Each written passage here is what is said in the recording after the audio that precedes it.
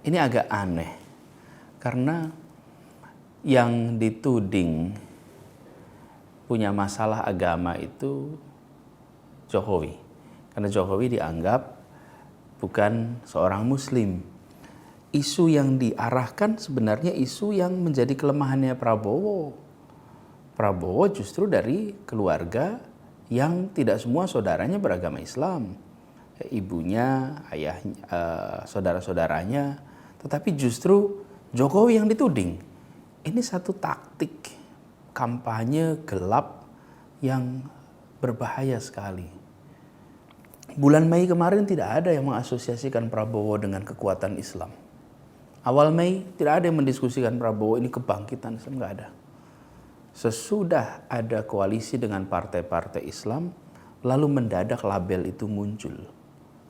Jadi menjadi pertanyaan sebenarnya, jika kita menggunakan isu agama, isu etnis dalam sebuah kompetisi calon presiden yang dua-duanya baik Pak Jokowi maupun Pak Prabowo bukan dari tokoh organisasi Islam.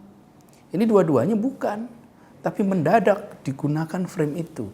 Yang dari dulu kita diskusikan adalah soal memerangi korupsi, memastikan sekolah berjalan dengan baik, semua orang bisa sekolah, kesehatan, soal transportasi, soal komunikasi, soal energi, semua masalah-masalah itu kita bicarakan tuh sebelum pemilu. Kita nggak bicara tuh isu etnis, mendadak isu agama. Mendadak ketika menjelang harinya, tema-tema yang penting untuk membereskan Indonesia diubah, dibalik. Dan mendadak kita menentukan pilihan berdasarkan faktor-faktor dugaan hasil kampanye hitam yang kemudian dijadikan patokan untuk memilih. Menurut saya ini salah. Kita harus kembalikan. Nanti sesudah pemilu ini selesai, pilpres ini selesai, orang sudah lupa tema-tema yang sekarang membuat orang berdebat. Bahkan ada yang sampai, bermusuhan hanya karena beda pilihan. Kenapa? Karena tema utamanya terlupakan. Karena itu saya mau mengajak, kita kembalikan pilpres ini pada soal menjalankan pemerintah dengan baik. Cari yang bagaimana? Nomor satu, cari yang kompeten. Yang kedua, cari yang bersih.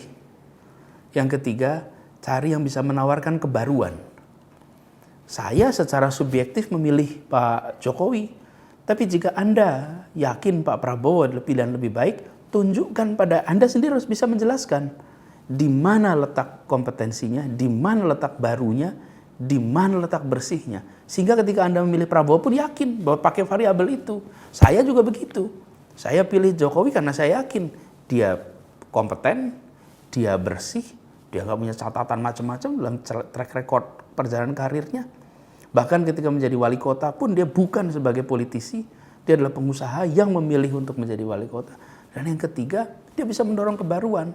Nah, dengan begitu kita memilih orang itu bukan emosional, karena SMS, BBM yang faktanya nggak terbukti, tapi karena kita tahu persis ini yang dibutuhkan Indonesia. Jadi, setelah lewat tanggal 9, kita akan meminta pemerintah untuk melakukan yang tadi saya sebutkan. Bikin terobosan di pendidikan, di kesehatan, di infrastruktur, semua itu yang nanti akan minta-minta. Tema-tema yang sekarang bikin kita sangat semangat, bahkan sampai bermusuhan, itu akan kita lupakan. Habis itu kita akan tanya, pemerintahnya melakukan apa saja.